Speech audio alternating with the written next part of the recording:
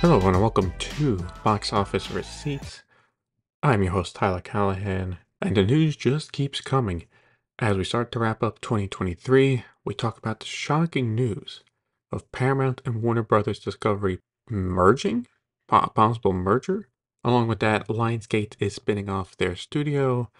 And before we go over that, though, we have the numbers. So let's talk about the domestic top 5.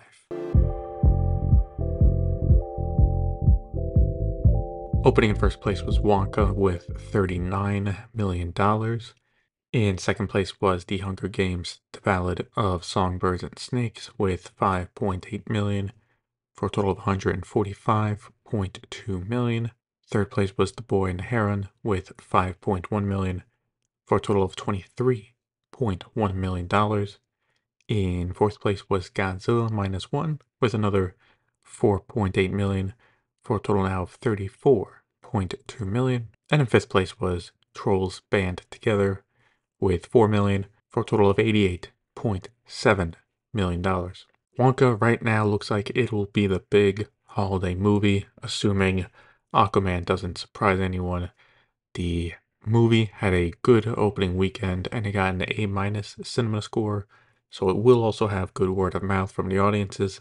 This is definitely hitting right now 125 million domestically and possibly even 150 million. Question really at this point is with the holiday legs, because as we know, movies typically have better legs over the holidays. Does that get it to $200 million? That's something to watch out for. The Ballad of Songbirds and Snakes is still holding on well and will pass 150 million. It's had a really good run so far from its opening weekend. The Boy and the Heron dropped 60% from its opening weekend, so not as steep as other anime movies, and right now seems to be playing like a regular movie. In China, Endless Journey opened in first place with 20.1 million, and with previews is now at $34.1 million. Second place was Wolf Hiding, which opened to 11.2 million. In third place was Detective Conan Black Iron Submarine, which opened to 10.1 million. Fourth place was Love Life Light with 6.4 million for a total now of 26.5 million. And in fifth place was The Invisible Guest with 2.8 million for a total of 21.9 million. Wonka and Migration have dropped off hard, with the films at 5.5 million and $1.5 million respectively. Taking a look at worldwide numbers, Wonka earned 53.6 million internationally for a worldwide total of 151.4 million. Napoleon earned 8 million for a worldwide total now of $188.4 million. Wish earned 12.2 million for a worldwide total of 126.2 million. Migration earned 5.2 million for an international total of 12.3 million. And The Hunger Games, The Ballad of Songbirds and Snakes, is now at $300.5 million worldwide after earning 6.5 million internationally.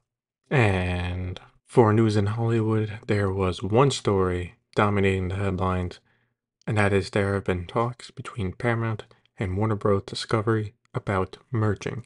Axios broke the news that David Zaslav and Bob Akers met to have what is right now preliminary discussions about what a merger might look like. Deadline is reporting it happened at Paramount's office in New York City, and that Sherry Redstone was not part of the meeting. She met with Zaslav separately earlier in the week. As for why they are talking now, Variety is reporting that this is sooner than what Warner Brothers would have liked, but felt forced to make a move after it came out that David Ellison and Skydance were in talks as well. Now, we don't know what they talked about, but let's assume they merged. You would have Paramount Pictures, I would assume, become a subsidiary of Warner Bros., right? Max and Paramount Plus would merge to become a mega streaming service. Those would be the big changes, and probably, sadly, along with that, include layoffs. Besides that, the combined company would have a bigger share of the cable channel market, and they would also be a major player in news, now having owned CNN and CBS. So that is what a potential new company would look like if they were to merge. Now, there are quite a few issues with this. First, regulatory-wise, I doubt the government would just sign off on this without a massive sell-off of assets. The government has been trying to crack down on mergers, and if two of the big four traditional studios are planning to merge, then they're going to try and stop it. Then we get into the issue of what gets sold off and to who. Then on top of this, there would be a compounding debt and free cash flow problem. Warner Brothers Discovery has been doing a good job right now in increasing free cash flow to pay off debt as fast as possible, even with some of their unfavorable decisions. Paramount themselves also have a few billion in debt. By combining the companies and let's assume their debt, Warner Brothers Discovery basically goes back to where they started back in 2022 with the amount of debt they have to pay off. Also, for free cash flow, the ad sales on the cable channels help with that a lot. They really do. They're declining, but they bring in a good amount of money. The issue here is, if you're combining the cable channels, you'll have more free cash flow, but temporarily, if we're assuming the sales are still going to go down. So it's a short-term fix to a long-term problem. I think with all these potential issues, investors aren't too happy with the idea, as Warner Brothers Discovery shares dropped 6% and Paramount shares dropped 2% after the news broke. Personally, I don't want to see this merger go through, as the consolidation here would be too much. Like, Paramount needs new owners, fine, but it should be Skydance or a complete outsider that buys them, not one of the other big four, especially when they can barely afford to. Also, due to the Warner Brothers and Discovery merger back in 2022, the company can't do anything until April 2024 anyway. So even on the off chance that this does move forward, we'll be waiting a few months to see anything happen. In the middle of this happening, Bloomberg is reporting that Byron Allen has come back to Paramount with a new offer to buy some of its assets for $3.5 billion. This is up from his $2.7 billion offer earlier in 2023. As for what he wants for $3.5 billion, he wants BET, BET Plus, BET Studios, and VH1. So a lot of movement is going on at Paramount right now in regards to selling assets or selling itself completely. This is a story I think will dominate a good amount of 2024. In other studio news, Lionsgate announced their spin-off plans regarding spinning off the studio. What's going to happen is Lionsgate will be using the SPAC method of doing this, so it'll be taking its studio business and merging with Screaming Eagle Acquisition Corp to make Lionsgate Studios Corp. The new company will include film and TV production, distribution, and the Lionsgate catalog. The deal values Lionsgate Studio at about $4.6 billion, and the now Lionsgate parent company will own 87.3% of its shares. Once this is done, expected sometime in the spring, Lionsgate will get $350 million and plans to use some of it to pay off its debt, including some of the debt they made by buying E1. So the spinoff is finally happening, and with this you should expect Lionsgate Studio to be a highly valued target to be bought out. Make no mistake, part of the reason they are doing this is to get a good return on the studio. There are people out there interested in Lionsgate, the studio, and what they distribute and what they produce, but they don't want to deal with stars. That means cable channels and another streaming service. Once this is done, it's more clear-cut for someone to come in with an offer to just buy the studio. And honestly, I would say once this is official, someone will probably buy the studio in about 18 months. That's my bet. In the middle of all this business news, Jonathan Majors' trial has ended. The actor was found not guilty on 2 charges, but he was found guilty on 2.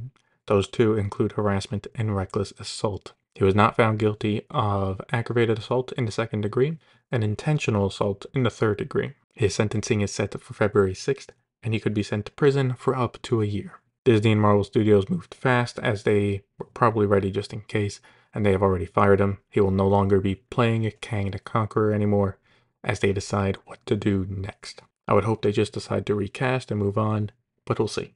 We got a lot of new release dates from Crunchyroll. They will release Demon Slayer to the Hirusha training on February 23rd. This is not like Mugen Train, and it is instead more similar to the Swordsmith Village, where it's not really a brand new movie, but instead it is episodes from the anime put together. The movie will have the last episode of the last arc and the first episode of the Hashima training arc. So personally, I would not expect this to do huge numbers like Mugen Train. Domestically, looks to the source, Myth Village did about 10.1 million domestically, so probably something around that. Lionsgate will release The Strangers Chapter 1 on May 17th.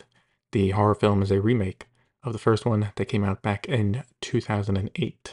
Lionsgate and Roadside Attractions will be releasing a new rom-com called Scrambled on February 2nd. From Apple, we now know the release dates of the two movies Sony will be distributing for them. Project Artemis, starring Scarlett Johansson, Channing Tatum, will come out July 12th, while Wolves, starring George Clooney and Brad Pitt, comes out September 20th.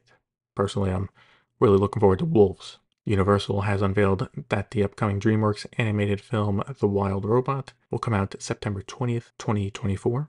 And exclusive from Deadline, they are reporting that Amazon MGM Studios will be releasing Red One in theaters on November 15th. This is their big holiday movie starring Dwayne Johnson and Chris Evans. Kind of curious how that's going to do at the box office. BAFTA is following in the footsteps of the Academy Awards by changing the requirements for films to qualify for Best Film.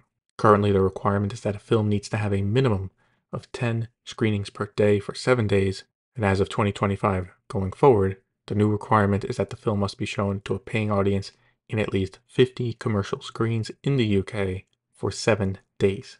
Basically, they want streamers to start playing their films in more theaters for at least a few days to qualify. Right now, they can get away with this, just running in a few theaters in the major cities like London and Liverpool and call it a day. Now, they could still do that by spreading out the 50 theaters across the big cities, but on the other hand, they could just play it in theaters in some of the smaller cities as well to still qualify. Sadly, we did have a few deaths this week. Mike Nussbaum died at the age of 99. He was in numerous films and shows, including Men in Black, Fatal Attraction, LA Law, and Frasier, to name a few. James McCaffrey died at age 65 after battling cancer. He was an actor both on TV and in video games. For TV shows, he starred in Rescue Me, Suits, and Blue Bloods, and for video games, he was the voice of Max Payne for the Max Payne series, and also recently voiced Alex Casey in Alan Wake 2. Max Payne 3 was a great game, and he was a great voice actor. It came out this week that Ryan O'Neal died due to congestive heart failure. Thoughts and prayers are with their families during this tough time. May they rest in peace, and fuck cancer. In an update on Scream 7, director, or now former director, Christopher Landon announced on X that he left the film. Quote, "I guess now is as good a time as any to announce I formally exited Scream 7 weeks ago. This will disappoint some and delight others. It was a dream job that turned into a nightmare. And my heart did break for everyone involved. Everyone.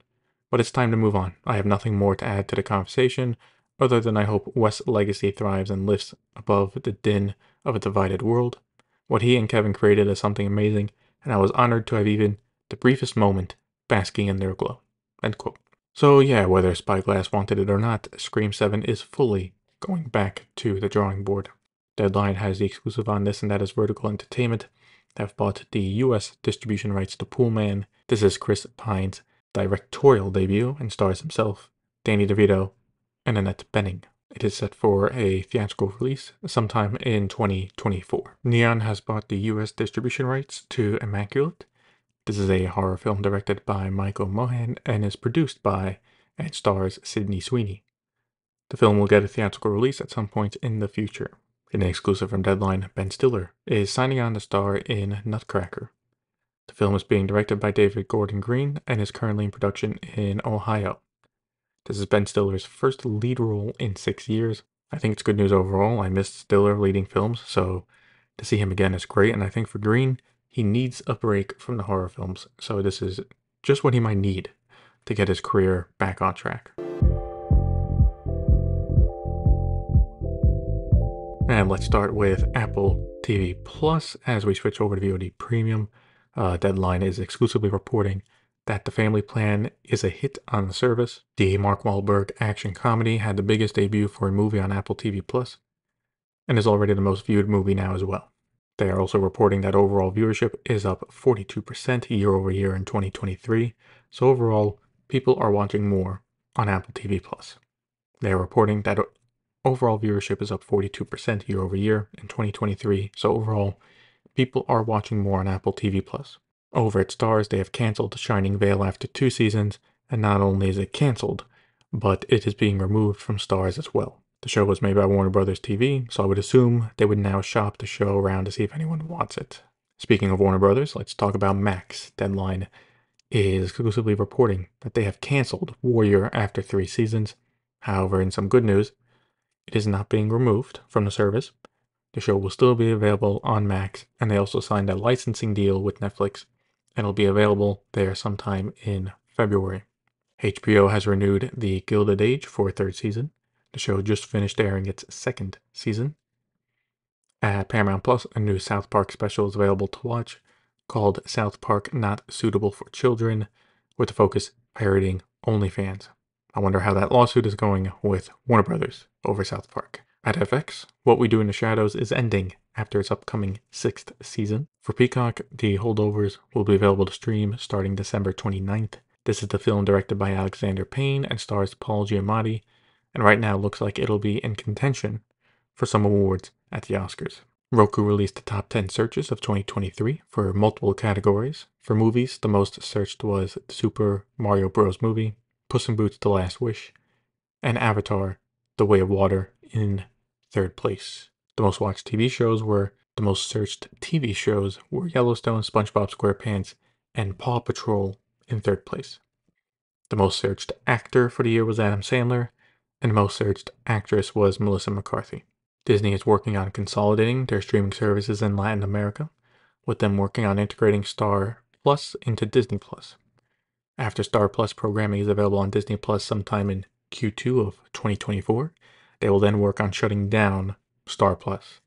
This is similar to how they're integrating Hulu in the United States, except going one step further and shutting down the service. It does make sense to integrate it because for most of the world, Star was already part of Disney Plus. In Latin America, where it was its own service, and after Hulu integration is done, that would be the only territory left for Disney where they have separate streaming services. Also in Latin America, Variety is exclusively reporting that MGM Plus is expanding to Latin America and has also made a deal with Lionsgate to license shows and films from Lionsgate as well as Starz. It'll first be made available as a Prime Video channel for Lionsgate Plus customers in Mexico and Brazil starting in January. Prime Video released a trailer for their upcoming new show Expats, starring Nicole Kidman. Show comes from Lulu Wang and is from an adaptation of a book called The Expatriates, which follows a group of expats living in Hong Kong. The show will premiere on January 26th, with 2 episodes followed by weekly releases until February 23rd. Prime Video also released a trailer highlighting everything that is coming out over 2024. This includes Fallout: The Boys and a quick look at the upcoming Roadhouse movie as well, starring Jake Gyllenhaal. In the exclusive from Variety, they are reporting that Honest Thief, starring Liam Neeson, is getting a release on multiple streaming services in China. This was done by Leading Media, with the film being available starting December 25th on IQIYI, Yoku, Tencent, and Bilibili. This is noticeable because it took Leading Media almost 2 full years to get an online release permit. This shows that while Hollywood film releases in theaters are back to normal, releases on streaming still have ways to go. Hopefully it improves sooner rather than later. We got the Nielsen Top 10 charts for the week of November 20th to the 26th. And in first place overall is the animated film Leo with 1.5 billion minutes watched. Second place was Squid Game: The Challenge with 1.4 billion minutes watched. And third place was Bluey with 1.1 billion minutes watched. Netflix released a trailer for Dave Chappelle's upcoming stand-up special called The Dreamer. It comes out December 31st. They also released a teaser trailer for an upcoming movie called Spaceman, directed by Joan Rennick. It stars Adam Sandler, Paul Dano, and Carey Mulligan. It comes out March 1st. Hey look, it seems like Sandler is playing a more serious role here, so that immediately gets me more interested in watching it. In a casting update, Teo Yoo has been cast in the upcoming 2nd season of The Recruit, where he will play a South Korean NIS agent. He recently starred as one of the leads in Past Lives. Great film, by the way. Bloomberg is reporting that Netflix is developing a Wednesday spin-off focused on Uncle Fester, played by Fred Armisen. I mean, look, Wednesday was a massive hit for them. It's not surprising that they are trying to build this out to be a full franchise with multiple shows. On the Netflix top 10 charts, Leave the World Behind was number 1 in English movies and number 1 overall with 44.9 million views. In second place on the movie charts was Chicken Run Dawn of the Nugget with 11.9 million views. On the English TV charts, My Life with the Walter Boys came in first place with 12.8 million views, and The Crown's sixth season came in second place with 5.8 million views. This is largely due to the final episodes having been released. On the non-English TV charts, the live-action adaptation of Yu Yu Hakusho debuted in first place with 7.7 million views. And that's it for this episode of Box Office Receipts. If you want to follow me on Threads, X, or Facebook, links to those are in the show notes. Thank you for listening, and see you next time.